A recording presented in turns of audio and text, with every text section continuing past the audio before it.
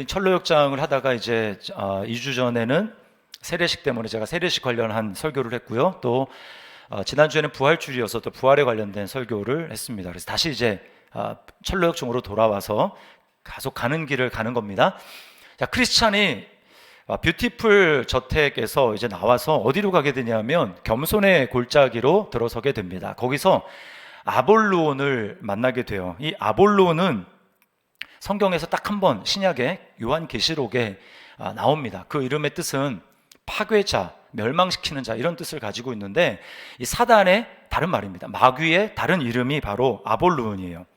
아볼로온이 이제 크리스찬을 만나가지고 처음에는 회유를 합니다. 다시 너가 나왔던 고향으로 돌아가게 되면 내가 너에게 잘 대우를 해주겠다, 이렇게 회유를 합니다. 그런데 크리스찬은 그 회유에 넘어가지 않아요. 내가 주님께 이미 내 삶을 드리고 헌신했는데, 충성하기로 작정했는데 어떻게 돌이킬 수 있습니까? 나는 그렇게 할 수 없습니다 라고 이야기를 합니다. 자, 회유가 안 통하자 이번에는 아볼로온이 크리스찬의 과거를 들먹이며 그의 과거에 잘못한 일, 죄를 들춥니다. 그리고 현재의 그의 부족한 모습을 들추어내면서 그를 참소합니다. 고소합니다. 그래도 넘어가지 않자 이번에는 협박을 합니다. 협박에도 안 통하자 이제 비로소 두 존재가 결투를 하고 싸우게 됩니다. 크리스찬은 근데 이 뷰티풀 저택에 있는 그 무기고에서 나올 때 무장을 합니다. 갑옷을 입고 그리고 방패와 칼을 들고 나오게 되죠. 그래서 그 무장한 채로 아볼로온과 싸우게 됩니다. 근데 아볼로온이 워낙 힘이 세다 보니까 수세에 몰리게 되고 크리스찬이 이제 넘어지게 됩니다. 넘어져서 이제 절체절명의 순간, 정말 이제 이대로 끝인가라고 하는 위험한 순간에 다가왔는데, 그 극적인 하나님의 은혜의 도우심으로 크리스찬이 아볼론을 무찌르게 됩니다. 그런데 그 무찌를 수 있었던 결정적인 그게 뭐냐면 크리스찬이 믿음으로 말씀을 선포했기 때문이에요. 믿음으로 말씀을 선포합니다. 그 철로역정을 읽어보면 두 가지 말씀이 나오는데 그 중에 오늘 로마서 8장 31절 한 절만 한번 같이 읽어보도록 하겠습니다. 우리 같이 읽겠습니다. 시작. 그러나 이 모든 일에 우리를 사랑하시는 이로 말미암아 우리가 넉넉히 이기느니라. 아멘.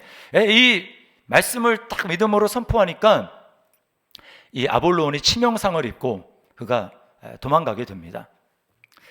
자, 제가 이 장면을 보면서요, 딱 떠오르고 이제 오버랩이 됐던 것이 오늘 읽은 이 민수기 말씀입니다. 오늘 본문에는 상반된 두 그룹의 사람들이 나옵니다. 하나는 영적 전쟁에서 패배한 사람들이에요. 10명의 정탐꾼과 거기에 동조한 이스라엘 백성입니다.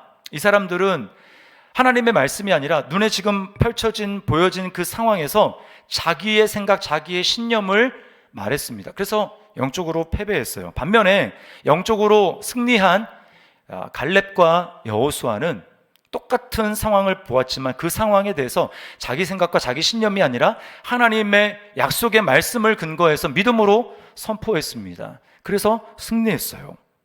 여러분, 우리 마음속에는, 예수님을 믿는 저와 여러분의 마음속에는 계속해서 영적인 전쟁이 일어납니다. 이 영적인 전쟁이라는 게 막 거창한 게 아니고요, 우리 마음속에 생각에서 일어나는 싸움입니다. 한쪽 생각은 매일매일 펼쳐지는 우리 삶의 환경이 있지 않습니까? 뭐 좋기도 하고 안 좋기도 하고, 그런 상황에 대해서 내 신념, 내 생각, 내 감정대로 반응하라고 이야기하는 그런 마음이 있고요, 다른 한면에서는 그런 일이 있다 할지라도 하나님의 말씀대로 이야기하고 주장하고 선포해야 되겠다라고 하는 그런 마음이 우리 두 마음 속에서 계속해서 싸우고 있는 것입니다. 예수님이 다시 재림하셔서 우리가 하나님 나라에, 완성된 하나님 나라에서 살아기까지 우리에게 있는 그 싸움은 바로 이 싸움이에요. 똑같이 환경이 펼쳐지지만 그 환경에 대해서 내가 어떻게 반응할 것인가, 어떻게 나의 신념이 아니라 하나님의 말씀을 믿음으로 선포할 것인가, 이 싸움인 것입니다. 자, 먼저 오늘 우리가 알 것은 우리 인생은 내가 말한 대로 거둔다라는 거예요. 공간복음에 똑같이 나오는 게 그 밭의 비유 아닙니까? 네 가지 밭의 비유가 나오는데 거기에 그 심겨지는 그 씨가 뭐냐면 하나님의 말씀이라고 이야기를 합니다. 그런데요, 하나님의 말씀만 마음에 뿌려지고 심겨지는 것이 아니고 우리가 한 말도 심겨진다라는 거예요. 우리 인생의 밭에 심겨지는 것입니다. 그리고 그 내가 말한 것대로 열매를 거두게 되는 거예요. 좋은 말을 하면 좋은 열매를 거두고 나쁜 말을 하면 나쁜 열매를 거두게 되는 것입니다. 자, 오늘 10명의 정탐꾼과 모든 이스라엘 백성들이 왜 결국 하나님이 약속하신 가나안 땅, 그 땅에 들어가지 못했습니까? 그들의 말 때문입니다. 그들의 말을 잘 들어보세요. 내가 그 땅을 원하지 않는다라고 말을 했기 때문이에요. 자, 32절 말씀을 보세요. 이렇게 얘기합니다. 우리가 두루 다니며 정탐한 땅은 그 거주민을 삼키는 땅이요. 자, 들어가서 그 사는 사람들을 삼키는 땅이라고 얘기하는데 어떻게 거기 들어가서 살 수가 있겠습니까? 삼키는 땅에 살 수는 없잖아요. 그런가 하면 자기들이 그 땅에 들어가서 살 수 있는 자격이 없다고 이야기를 합니다. 33절 말씀 보세요. 우리는 스스로 보기에도 메뚜기 같으니 그들이 보기에도 그와 같았을 것이니라. 여러분, 메뚜기가 어떻게 하나님의 축복을 누릴 수 있습니까? 메뚜기가 어떻게 그 땅에 들어가서 그 땅을 차지하고 누리며 살 수 있겠어요? 불가능합니다. 그런가 하면 그들은 여기서 차라리 죽는 게 낫다고 이야기를 합니다. 14장 2절에요.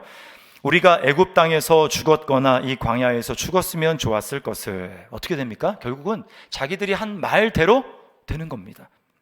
반면에 가나안 땅에 불가능해 보였지만 가나안 땅에 들어가서 하나님의 축복을 누렸던 이 갈렙과 여호수아는 어떻게 이야기합니까? 그들은 믿음의 말을 합니다. 먼저 갈렙의 말을 들어보세요. 13장 30절입니다. 우리가 곧 올라가서 그 땅을 취하자 능히 이기리라. 여러분, 갈렙과 여호수아는 그들 앞에서 그들도 정탐을 했으니까요. 그들이 정탐한 그 땅에서 분명히 자기들보다 신장이 상대가 안 정도로 엄청나게 큰 거인, 이 아낙 자손들이 거기에 살고 있다는 것을 못 봤을까요? 봤습니다. 여러분, 믿음이라는 것은 현실을 부정하는 게 아니에요. 현실을 부정하고 정신적으로 승리하는 그게 믿음이 아닙니다. 믿음은 내 앞에 있는 어떤 위험이 있고 어떤 어려움이 있는지를 그대로 다 리얼하게 인식을 하는 거예요. 그럼에도 불구하고 믿음으로 반응하는 것입니다. 왜요? 여러분, 이제까지 갈렙과 여호수아는 자신들이 걸어온, 이스라엘이 걸어온 그 삶을 뒤돌아봤습니다. 그러면서 기억하는 거예요. 우리가 어떤 걸음을 통해서 지금 여기까지 왔는가? 그들의 삶 중에서 어려움이 많았습니다. 그 어려움은 결코 그들이 지금 정탐한 땅에서 보았던 거인족, 그들 정도의 어려움이 아니었어요. 오히려 그보다 훨씬 더 큰 어려움을 그들은 다 이기고 승리하고 지금까지 왔단 말입니다. 그걸 기억하는 거예요. 지금 내 눈앞에 어려움이 있지만 그럼에도 불구하고 그 거인보다 상대가 안 되게 훨씬 더 큰 하나님이 우리와 함께하고 계시기 때문에 달라진 건 없어 라면서 믿음으로 말을 했던 것입니다. 여러분, 여호수아도 마찬가지예요. 여호수아의 말을 들어보십시오. 14장 9절인데요. 우리 같이 한번 읽어보겠습니다. 시작. 다만 여호와를 거역하지는 말라. 또 그 땅 백성을 두려워하지 말라. 그들은 우리의 먹이라. 그들의 보호자는 그들에게서 떠났고 여호와는 우리와 함께 하시느니라. 그들을 두려워하지 말라. 아멘. 신구약 성경을 관통하는 하나의 원리가 있습니다. 그건 뭐냐면 믿는 대로 된다라고 하는 거예요. 믿은 대로 된다. 자, 이거는 예수님이 공생애 때 제일 많이 하신 말씀입니다. 믿음대로 된다. 내 믿음대로 될지어다. 내 믿음이 너를 구원했느니라. 너희가 이 산더러 들려서 저 바다에 던져지라 하고 의심치 않으면 그대로 되리라. 믿음대로 된다라는 것입니다. 자, 그런데요, 믿음은 반드시 말로 표현이 됩니다. 믿음은 말로 표현이 돼요. 그러므로 믿음대로 된다라는 것은 결국 내가 무엇을 말하는가 그 말대로 된다라는 것입니다. 여러분, 말은 그냥 나오는 게 아니라 우리 마음속에 가득 채워져 있다가 그게 입으로 나오는 거예요. 예수님이 그렇게 말씀하셨습니다. 너희가 마음에 가득한 것을 입으로 말한다라고 말씀을 하셨어요. 여러분은 요즘에 어떤 말을 많이 하십니까? 어떤 말이 여러분의 입에서 요즘에 잘 많이 나오고 있습니까? 정치에 관심이 많아서 계속 정치 뉴스를 보시는 분은 정치에 관한 말을 많이 하게 될 것입니다. 그런가 하면 부동산이나 주식에 마음을 기울이고 있는 분, 그런 분들은 만날 때 어떤 얘기부터 할까요? 부동산과 주식에 관한 이야기를 할 것입니다. 그런가 하면 운동과 다이어트 이런 쪽에 요즘에 신경을 쓰고 관심을 기울이는 분은 계속 뭐 그런 이야기를 많이 하게 되어 있습니다. 그리고 삶은 내가 그렇게 말한 대로, 마음에 가득한 것을 입으로 말한 대로 삶이 그 방향으로 나아가게 되는 거예요. 반면에 하나님 이야기를 많이 하고, 그런 이야기를 할지라도 그 안에서 하나님의 이야기를 하고, 하나님이 내 삶 가운데 어떻게 역사하셨는가, 하나님이 나의 말씀을 통해서 나에게 뭐라고 말씀하셨는가, 그런 은혜를 이야기하고 하나님의 역사를 이야기한다면, 여러분 그분은 지금 마음에 지금 하나님이 중심에 계시는 거예요. 하나님 생각을 많이 한다는 것입니다. 마음에 하나님이 가득한 것입니다. 여러분 기억하십시오. 내가 무슨 말을 심든지 그대로 거둡니다. 14장 28절에서 하나님은 이렇게 말씀을 하세요. 우리 같이 읽겠습니다. 시작. 그들에게 이르기를 여호와의 말씀에 내 삶을 두고 맹세하노라. 너희 말이 내 귀에 들린 대로 내가 너희에게 행하리니. 너희 말이 내 귀에 들린 대로 내가 행하리니. 너희가 말한 대로 내가 해주겠다라는 것입니다. 결국 그대로 됐어요. 우리는 그 땅을 차지할 수 있다. 그들은 우리의 밥이다 라고 얘기했던 갈렙과 여호수아는 정말 그렇게 됐습니다. 가나안에 아무리 거인이라 할지라도 그들의 밥이 됐어요. 그리고 그들은 그 땅을 점령했습니다. 안식을 누렸습니다. 반면에 우리는 메뚜기야, 우리는 그 땅을 차지할 수 없어, 우리는 여기서 그냥 죽는 게 나아 라고 얘기했던, 그렇게 말을 했던 사람들은 진짜 그 말대로 다 광야에서 죽었어요. 말대로 된 것입니다. 여러분, 그러므로 우리는 무슨 말을 할 것인지를 매우 주의해야 합니다. 예수님은 이런 말씀을 하셨어요. 마태복음 12장 36절 새 번역인데요, 제가 읽어드리겠습니다. 내가 너희에게 말한다. 사람들은 심판날에 자기가 말한 온갖 쓸데없는 말을 해명해야 할 것이다. 네. 우리가 하나님의 심판대 앞에 섰을 때 우리 말에 대해서 해명을 해야 된다는 거예요. 무슨 말을 심었는지 중요하다라는 것입니다. 자, 우리는 다 누구든지 좋은 말을 해서 좋은 삶을 거두기를 바랍니다. 좋은 열매를 거두기를 바랍니다. 그러지 않은 사람이 누가 있겠습니까? 내가 지금 그렇게 하지 못한다 할지라도 마음은 다 그걸 원하잖아요. 자, 그런데 왜 내 마음은 그런데 내 입은 그렇지 못할까요? 내 열매는 왜 다른 것을 거두고 있을까요? 자, 그 이유는 우리가 마음에 하나님 두기를 원치 않기 때문입니다. 하나님을 마음에 두지 않는 사람의 말은 파괴적이 될 수밖에 없어요. 여러분, 아담과 하와를 보십시오. 그들이 죄를 짓고 타락하기 전에 그들의 입에서는 창조의 말이 나왔고 선한 말이 나왔습니다. 생명력이 넘치는 말이 나왔습니다. 아담을 보세요. 아담이 동물에 대해서 말하는 대로 다 그 이름이 됐다고 얘기를 합니다. 이름이 없었어요. 근데 아담이 말하는 대로 이름이 생깁니다. 무질서한 세계에 질서가 생기는 것이죠. 여러분, 얼마나 놀라운 일입니까? 그런가 하면 아담이 하와에게, 자기 부인에게 뭐라고 얘기합니까? 하나님이 하와를 맨 처음에 아담에게 딱 데리고 오셨을 때 아담의 첫 마디 다 아시죠? 내 뼈 중에 뼈요, 살 중에 살이로다. 여러분, 굉장히 이건 로맨틱한 말입니다. 나는 당신 없으면 불완전한 존재입니다. 당신 있어야 내 인생은 완전합니다. 이런 뜻이거든요. 당신 없으면 안 된다라고 하는 거예요. 한 몸이다 라고 하는 고백입니다. 자, 그런데요, 아담과 하와가 하나님을 삶의 중심에, 마음의 중심에 두지 않습니다. 여러분, 죄의 핵심이 바로 이것이죠. 하나님이 중심이 아니라 내가 중심이 되는 겁니다. 마음에 하나님을 치워버리고 거기에 내가 앉아 있는 거예요. 그게 바로 죄의 핵심입니다. 그렇게 되자 하나님으로부터, 하나님의 임재에서 벗어나게 됩니다. 하나님 눈앞에서 쫓겨나게 됩니다. 그러자 그들의 삶 가운데 제일 먼저 나타난 변화가 뭡니까? 말의 변화였어요. 말의 변화. 네. 아담의 말을 보십시오. 아담이 뭐라고 얘기합니까? 하나님이 만들어서 제 옆에 두신 저 여자 때문에 내가 지금 이 모양 이 꼴이 됐습니다. 제가 죄를 범했습니다. 제가 이런 처지에 놓이게 된 겁니다. 저 여자만 아니었어도. 여러분, 뭐예요? 방금 전까지만 해도 뭐라고 얘기했습니까? 없어서는 안 되는 존재라고 했는데 지금은 뭐예요? 죄를 지니까 이제는 없어야 되는 존재로 바뀌게 되는 거예요. 여러분, 뭐가 이런 차이를 만듭니까? 하나님을 마음의 중심에 두느냐 두지 않느냐, 생명이 되시고 우리에게 진정한 만족이 되시는 그 하나님을 마음의 중심에 두면 우리의 말은 생명의 말이 되고 우리의 말은 사람을 살리는 말이 되는 것입니다. 그러나 반면에 생명이 되시는 하나님을 우리 마음에 두기를 싫어해서 한쪽으로 치워버리면 우리의 말은 파괴적이 될 수밖에 없다라는 거예요. 그래서 로마서 3장에 보면 죄에 대해서 이야기하기 전에 죄에 대해서 얘기하기 전에 뭐라고 얘기했냐면 우리의 죄 지은 삶의 그 모습이 뭐라고 얘기했냐면 첫 번째가 바로 말이라고 이야기를 합니다. 자, 로마서 3장 12절부터 14절 우리 같이 읽어보겠습니다. 시작. 다 치우쳐 함께 무익하게 되고 선을 행하는 자는 없나니 하나도 없도다. 그들의 목구멍은 열린 무덤이요 그 혀로는 속임을 일삼으며 그 입술에는 독사의 독이 있고 그 입에는 저주와 악독이 가득하고 그 입술에는 독사의 독이 있고. 여러분 얼마나 말에 대해서 리얼하고 정확하게 지금 묘사하고 있습니까?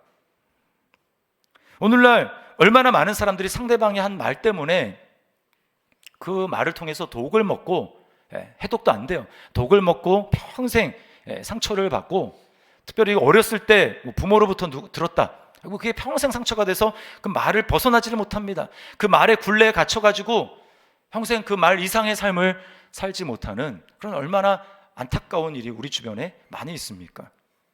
심지어는 목숨을 끊기도 합니다. 야고보에서는 그래서 혀를 뭐라고 하냐면요, 지옥불에서는 안 돼요. 지옥불에서 나는 불이라고 이야기를 합니다. 여러분, 그래서 우리가 열받는 경우를 보면 다 말 때문에 그렇잖아요. 말을 딱 한마디 잘못하면 어떻습니까? 발끈하면서 열받는다고 얘기를 하잖아요. 왜냐하면 이게 지옥불에서 나서 그런 거예요. 오늘날 마귀가 여전히 사용하는 것이 바로 이 말입니다. 죽이는 독이 가득한 이 말, 그리고 삶을 불태워버리는 이 지옥에서 난 불과 같은 이 말을 사용하는 거예요. 오늘 SNS에 난무하는 댓글을 보십시오. 얼마나 많은 사람들이 그것을 통해 가지고 독을 먹고 마시고 또 삶의 마음이 불태워지고 있습니까? 여러분, 이제 저랑 비슷한 연배에 있거나 뭐 조금 밑에거나 위에는 다 아실 거고요. 박한상이라고 하는 이름을 여러분 기억하실지 모르겠습니다. 벌써 29년 전 일이에요. 1994년 제가 대학교 때 일입니다. 부모를 살해해서 대한민국이 그때 완전히 그냥 발칵 뒤집혀진 그런 일이 있었어요. 이 박한상 씨가 그 당시에 25살이었습니다. 미국에 이제 유학을 보냈는데 이제 잠깐 귀국해가지고 이제 그런 일을 이제 범죄를 한 거죠.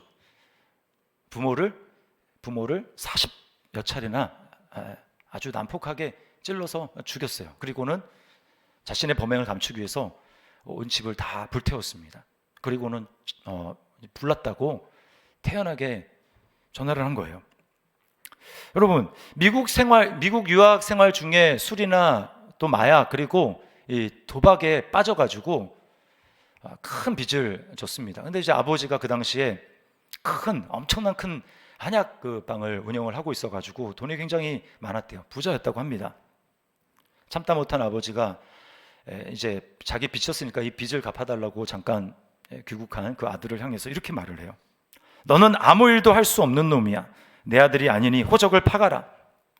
그전에도 뭐 이런 이야기들 속상하며 많이 했겠죠. 근데 결정적으로 그 말을 딱 듣는 순간 그 말이 마음에 확 박히면서 그때부터 범행을 하기로 결심을 했다는 거예요. 여러분, 저는 아버지로부터 그런 말을 들었기 때문에 이 범행을 어쩔 수 없었다, 저는 그런 말을 하는 게 아닙니다. 그런 말 들어도 범죄하지 말아야죠. 하지 않는 사람이 훨씬 많습니다. 그러나 뭘 얘기를 하는 것입니까? 그 말이 얼마나 영향력이 있냐는 거예요. 그 부정적인 말을 통해서 한 사람의 삶이 얼마나 달라졌냐는 것입니다. 여러분, 이것이 바로 하나님을 마음의 중심에 두지 않는 사람의 파괴적인 말이라는 거예요. 창세기 주석을 쓴 트럼퍼 롱맨이라고 하는 구약의 신학자가 있는데 이분이 뭐라고 얘기했냐면 굉장히 중요한 구약에서, 특별히 창세기에서 중요한 그 말이 이 축복이라고 하는 말입니다. 히브리어로 바라크라고 하는 이 단어인데요. 바라크, 이게 영어로는 이제 축복이라면 블레싱이잖아요. 블레싱으로는 다 담을 수 없는 놀라운 그 말이, 의미가 이 히브리어 바라크에 들어가 있다라는 거예요. 그럼 무슨 뜻이냐면 거기에는 온전함이라는 뜻이 들어있고 거기에는 이렇게 성취라는, 충만한 성취라는 그런 뜻이 들어있다는 것입니다. 여러분 잘 창세기 1장으로 다시 가보세요. 하나님이 아담과 하와를 자기 형상대로 만드신 다음에 뭐라고 하십니까? 그들에게 복을 주시며 이르시되 이렇게 얘기하시잖아요. 그럼 뭐 얘기냐면 이제 하나님이 그들을 축복하심으로 말미암아 그들이 이제 온전하게 됐다라는 것입니다. 온전하게 되고 이제는 하나님 안에서 그들은 성취감을 누리며 살아가는 존재가 됐다라는 거예요.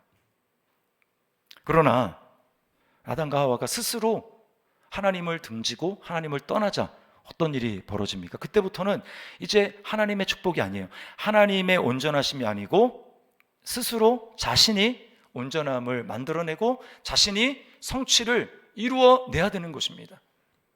그렇게 해서 처음 등장한 게 바로 바벨탑이에요. 바벨탑. 바벨탑은요, 높이 탑을 쌓고 이 땅에서 뭔가 대단한 일을 성취해서 그 성취가 하늘에까지 이르도록 우리 이름을 내고, 그래서 우리가 온전해져 보자, 그리고 우리가 성취를 누려보자. 성취를 보면서 나는 이제 복받은 존재구나, 나는 축복된 존재구나, 이렇게 보자라는 것입니다. 근데 여러분, 인간이 원래 그렇게 지음받지 않았다니까요.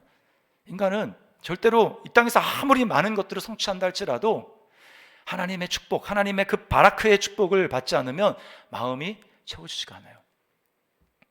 허전합니다. 채워지지 않아요. 온전하다고 생각이 안 됩니다.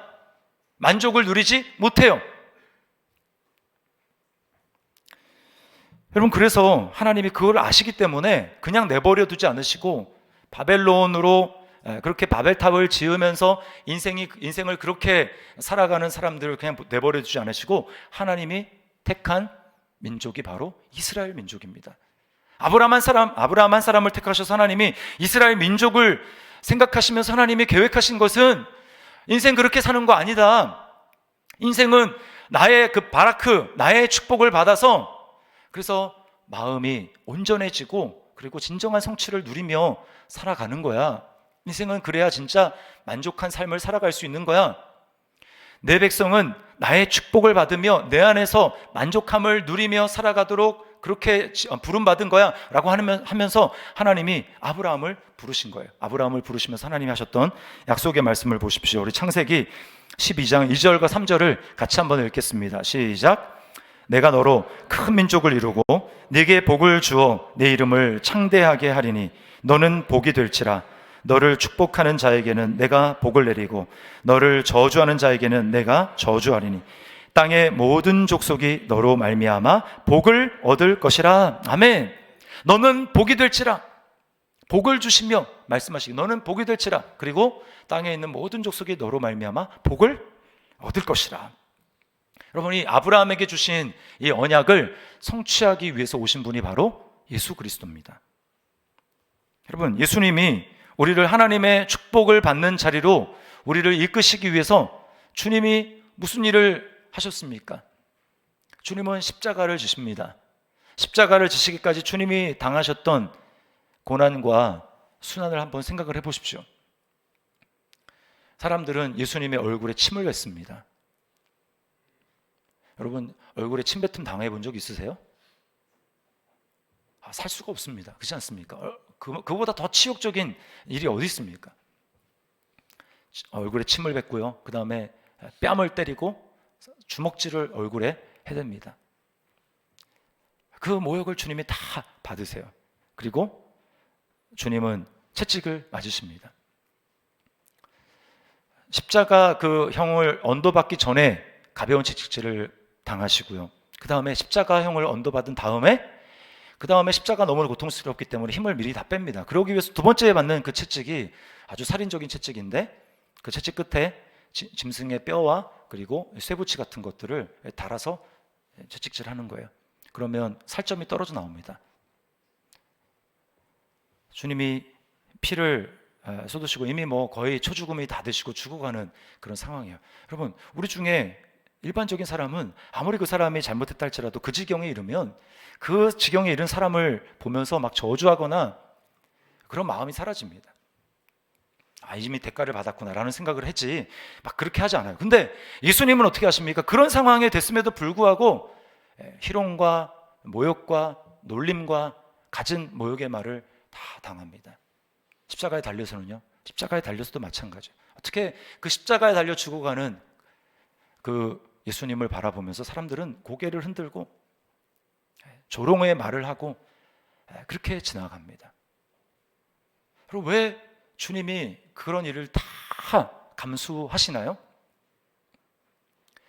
저와 여러분에게 놓여진 그 저주를 주님이 그 온몸으로 다 감당하시기 위해서 주님은 그 일을 당하신 것입니다. 우리가 놓여진 하나님을 떠나서 우리가 서로에게 상처를 주고 서로에게 말을 잘못해서 그 말 때문에 우리의 인생이 정말 괴롭고 고통스럽고 그런 저주받은 인생이야 라고 생각하는 그 모든 저주를 주님이 십자가에서 다 감당하시고 주님의 온몸으로 다 받아내시기 위해서 주님은 묵묵하게 그 모든 것을 받아들이시는 거예요. 사람들이 모욕하지만 주님은 맞대어 모욕하는 말을 하지 않으셨습니다. 사람이 저주의 말을 쏟아놓더라도 주님은 거기에 대해서 저주로 상대하지 않으셨어요. 우리에게의 저주를 주님이 축복으로 바꾸시기 위해서 감당한 일인 것입니다. 여러분, 그래서 갈라디아서 3장 13절 말씀에서는 이렇게 이야기합니다. 우리 같이 한번 읽어보겠습니다. 시작. 그리스도께서 우리를 위하여 저주를 받은 바 되사 율법의 저주에서 우리를 속량하셨으니 기록된 바 나무에 달린 자마다 저주 아래에 있는 자라 하였음이라. 여러분, 예수님 믿음으로 그리스도 안에 있습니까? 여러분, 예수님을 믿음으로 그리스도 안에 있습니까?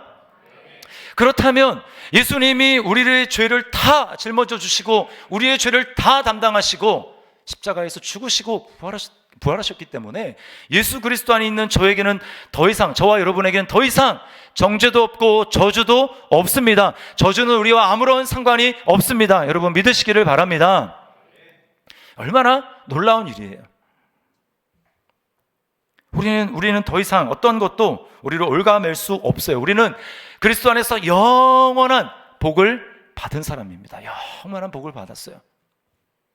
우리는 더 이상 내 과거에 이런 상처를 받았어, 나는 이런 말을 들었어, 우리 부모님이 나한테 이렇게 했어, 그래서 나는 어쩔 수 없어, 내 삶은 이렇게밖에 살아갈 수 없어. 우리는 그런 존재가 더 이상 아니에요. 우리는 더 이상 그리스도 안에서 저주가 바뀌어 축복으로 완전히 바뀌어진 존재이기 때문에 이제 하나님의 축복, 그 바라크의 온전한 복을 누리며 살아가는 존재가 되었기 때문에 그럼 우리는 더 이상 거기에 매이는 존재가 아닙니다. 우리 지난주 암송했잖아요. 첫 번째 구절이 뭐였어요? 그런즉 누구든지 그리스도 안에 있으면 새로운 피조물이라. 이전 것은 지나갔으니 보라 새 것이 되었도다. 예수님이 부활하심으로 말미암아 우리는 완전히 이제 새로운 질서 가운데 들어갔습니다. 저주가 우리와 상관이 없습니다. 얼마나 놀라운 복이에요. 그래서요, 우리가 예수님을 믿으면 아무리 내가 세상적인 기준으로 봐서 좀 미치지 못하고 외모나 또는 뭐 학력이나 아니면 뭐 자산이나 뭐 여러 가지 좀 빠진다 라는 생각이 들 수 있지만, 여러분 그러더라도 우리가 주님 안에서 주님 앞에 예배하며 나아갈 때, 말씀을 묵상하며 또 기도하며 나아갈 때 우리는 하나님의 음성을 듣지 않습니까? 우리 주님이 우리를 향해서 말씀하시는 거야. 내가 너를 사랑한다. 내가 너를 있는 그대로 사랑한다. 네가 얼마나 존귀한 자인 줄 너 아니? 네가 얼마나 영광스러운 존재인지 너 아니? 라고 주님이 우리에게 말씀하시는 거예요. 예수 그리스도 안에서 우리가 그 음성을 듣는 것입니다. 우리의 모든 저주가 주님과 함께 끝나고 하나님의 복을 받는 존재가 되었기 때문에 우리가 주님이 듣는 그 음성을 우리도 듣게 되는 거예요. 여러분, 이게 얼마나 복된 삶입니까?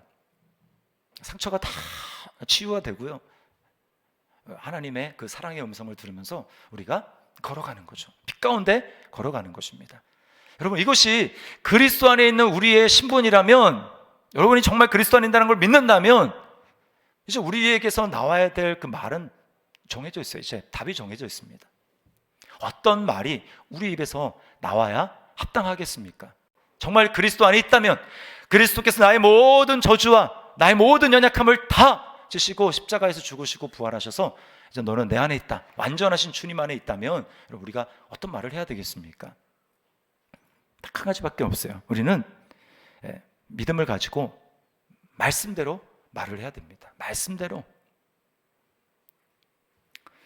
그리스도 안에 있는 나와 여러분의 신분을 날마다 선포하셔야 돼요. 때로는 우리가 아침에 딱 눈을 뜨면, 저도 그렇습니다. 딱 눈을 뜨면 어쩔 때는 몸도 찌뿌둥하고 또 여러 가지 걱정도 있고 염려도 있고 막 그러면 기분이 별로 안 좋아요. 그러면 이제 기분이 별로 안 좋잖아요.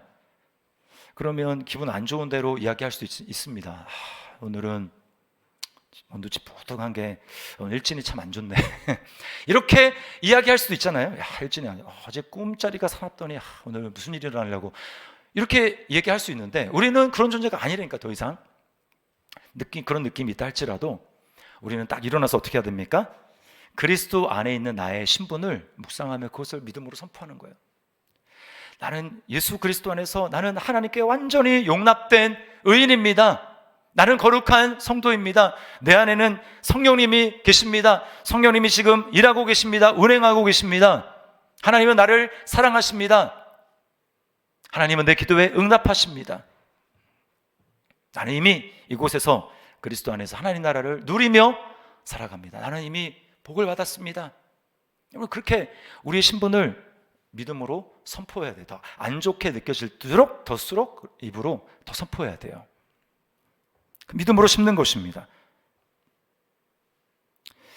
날마다 주장해야 돼요. 네. 그리고 만나는 사람들에게, 우리 가족에게 그렇게 얘기를 해야 됩니다. 공동체에서도 만날 때마다 보면서 나는 네가 작년에 한 일을 알고 있다, 이런 태도로 하면 안 되고요. 그럴지라도 우리는 축복의 말을 해야 됩니다. 어떤 말을 해야 되냐면, 그래도, 서로를 바라보면서 그래도 당신은 사랑받는 하나님의 자녀입니다, 이렇게 축복을 해야 돼요. 우리 좌우로 보시면서 이렇게 한번 믿음으로 축복하도록 하겠습니다. 그래도 당신은 사랑받는 하나님의 자녀입니다. 이렇게 축복하겠습니다. 그래도 당신은 사랑받는 하나님의 자녀입니다.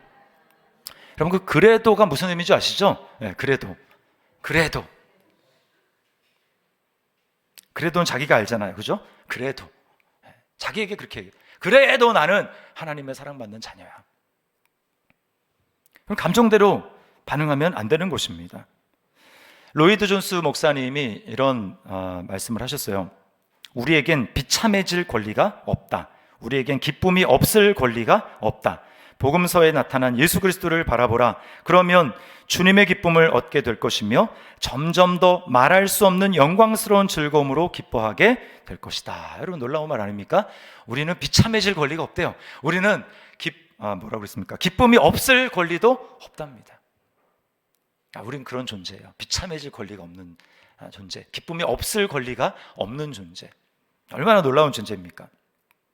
시각장애인으로는 최초로 29살에 미국의 버클리 음대의 교수로 임용된 분이 있습니다. 한국 분인데요. 이름이 김치국이에요. 김치국. 이름이 재밌죠? 한국 사람에게 꼭 필요한 게 김치기 때문에 너는 사람들에게 꼭 필요한 존재가 되라, 이런 의미에서 아버지가 김치국이라고 이름을 지어주었다고 합니다. 자, 근데 이분이 태어날 때는 정상이었는데 심장에 문제가 있어서 3살 때 심장 수술을 하게 됐는데 그 후유증으로 시력을 잃었어요. 3살 때. 그리고 그래도 이제 빛은 느낄 수 있고, 이렇게 빛이 이렇게 우리도 눈 감아도 이렇게 빛은 보이잖아요. 근데 그 빛도 점점 잃어가서 17살 때는 완전히 그 빛도 차단되고 보이지 않았다고, 빛도 느낄 수 없게 되었다고 이야기를 합니다. 여러분, 이 김치국 교수님이 당한 그 상황만을 놓고 한번 보십시오. 시력을 잃었다? 여러분, 저주 아닙니까? 저주? 그러니까 저주받은 인생이잖아요. 그 상황만 놓고 반응을 한다면 오늘 민수기에 나온 이스라엘 백성들처럼 똑같이 반응을 해야 됩니다. 막 울고 불고 원망과 불평을 하면서 날 왜 이렇게 했느냐고 부모님 원망하면서요, 내가 이렇게 사느니 차라리 그냥 죽는 게 낫겠다고. 여러분, 그렇게 반응할 수 있는 충분한 그런 상황 아닙니까? 두 눈을 잃었는데요. 그런데요, 이 김치국 교수님이 뭐라고 이야기를 하냐면, 자기는 시력을 잃은 게 축복이래요. 축복. 자기가 시력을 잃었기 때문에 남들과 다른 청력을 얻게 되었고, 그래서 음악의 길로 갈 수 있었고, 지금 이 자리에서 하나님께 영광을 돌릴 수 있게 됐다는 겁니다. 자기는 너무나 감사한다는 거예요. 독실한 부모의 기독교 신앙을 물려받은 이 김치국 교수님이 믿음으로 하는 말을 들어보십시오. 직접 들어보세요. 이렇게 얘기합니다. 영어로 장애를 말하면 disability잖아요. 그런데 앞에서 this를 빼면 ability잖아요. this라는 장애에 초점을 두지 말고 가능성에 초점을 맞춰서 사시는 게 가장 중요한 것 같아요. 할 수 있는 거 곰곰이 생각해 보시면 못하는 것보다 더 많을 거예요, 분명히. 그래서 저는 어둠을 이길 수 있었습니다. 제 꿈은 하나님을 높이는 것입니다. 여러분, 믿음의 고백 아닙니까? 여러분, 예수님을 믿지 않는 사람들도 오늘날 무슨 얘기를 합니까? 이미 벌써 오래전부터 긍정의 힘 얘기하고요, 적극적인 말의 힘 이런 거 얘기해가지고 그들은 우리보다 더 적극적으로 그걸 사용합니다.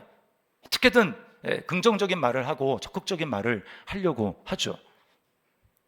그게 다 어디서 나온 겁니까? 다 성경에 있는 거 믿음대로 될지어다라고 하는 그 원리를 갖다가 쓴 거예요. 그러나 그들은 근거가 빈약합니다. 왜요? 그래봤자 인간의 말 아닙니까? 인간의 말. 그러나 저와 여러분은 어떤 존재입니까? 예수님 안에서 새로운 존재가 되었고 우리는 하나님의 말씀을 믿고 아는 존재이기 때문에 이제 그리스도 안에서 믿음을 가지고 하나님의 말씀을 선포할 때 그것이 우리의 인생 가운데 뿌려지게 될 때, 여러분, 우리 인생 가운데 놀라운 하나님의 예비하신 그 축복과 열매를 맺게 되는 것입니다. 우리는 그런 존재로 부름받은 거예요. 성경을 왜 주셨습니까? 성경을. 우리 지난주에 암송했는데 암송 이제 끝났으니까 이제 좀 살 것 같다, 좀 쉬어야지. 그러면 안 되고요. 여러분, 왜 암송을 합니까? 왜 우리가 성경 통독을 하고 큐티를 하고 암송을 합니까? 말씀을 선포하기 위해서, 말씀을 믿어서 선포하기 위해서, 내 삶 가운데 그 말씀대로 열매를 맺기 위해서.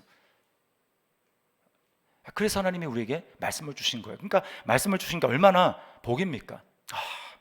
이게 말씀대로 이렇게 살아야 돼, 괴롭다, 이게 아니죠. 주님이 우리에게 완전한 삶을 선사해 주시고, 야, 내가 저주를 다 받았으니까 너는 믿음으로 이 말씀을 선포하면 돼, 이 말씀을 믿고 행하면 돼. 그러면 너의 삶 가운데 하나님의 역사가 나타나는 거야. 나만 누리는 게 아니라 너희는 나보다 더 큰 일을 할 것이라고 주님이 약속하셨잖아요. 그러므로 여러분, 우리가 그리스도 안에 있다는 걸 정말 믿고 고백한다면 우린 더 이상 우리 입술에서 안 된다, 할 수 없다, 죽겠다, 괴롭다, 내 인생은 왜 이러냐, 팔자가 사납다, 등등 여러 가지 모든 말 이제는 싹 스톱을 해야 됩니다. 스톱하고 이제 그것을 바꾸어 하나님 말씀을 믿음으로 선포하십시오.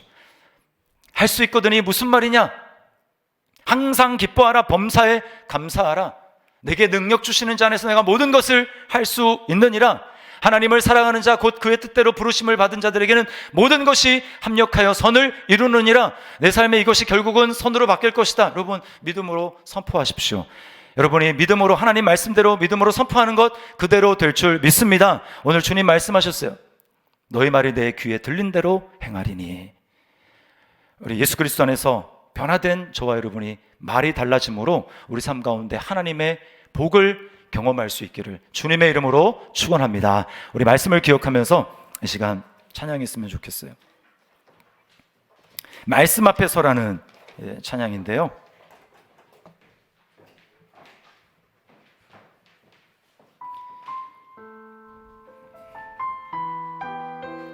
말씀 앞에 두려워 떨고 그 말씀에 생명을 걸고 그 말씀에 운명을 거는 주님, 내가 그런 삶 살아가기를 원합니다. 우리 이런 마음 가지고 찬양 드리겠습니다.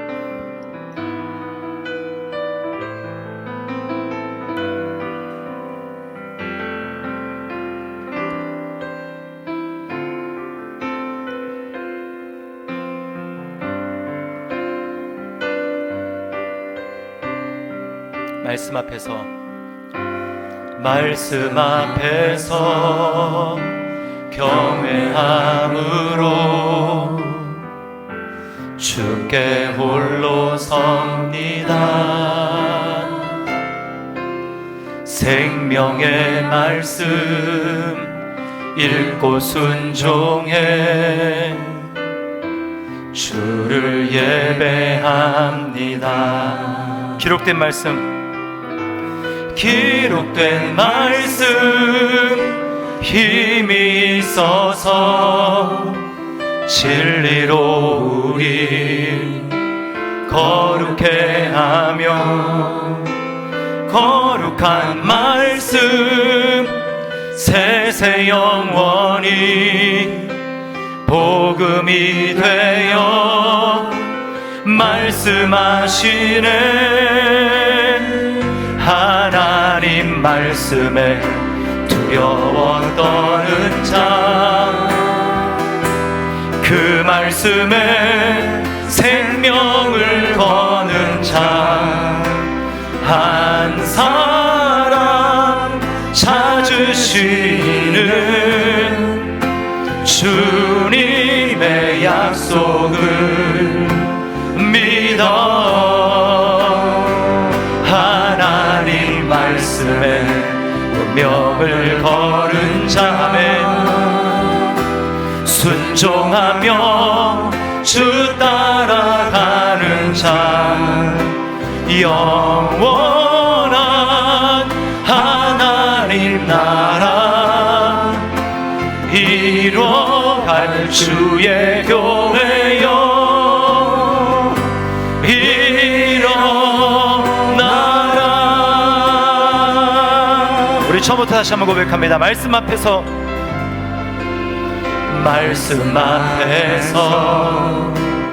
경외함으로 주께 홀로 섭니다. 생명의 말씀 읽고 순종해 주를 예배합니다.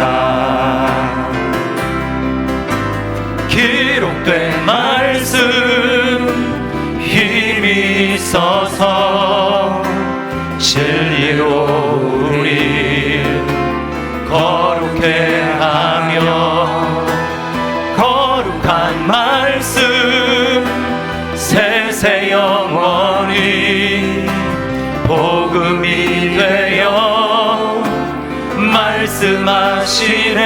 아멘. 하나님 말씀에 두려워 떠는 자, 그 말씀에 생명을 거는 자, 한 사람 찾으시는 주님의 약속을 믿어.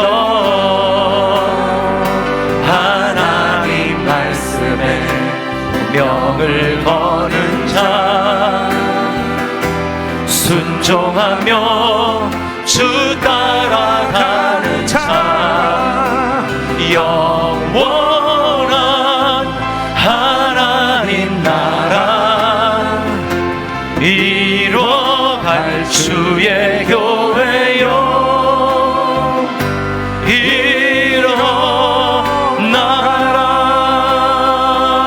일어나라. 우리 말씀을 기억하면서 우리 기도했으면 좋겠습니다.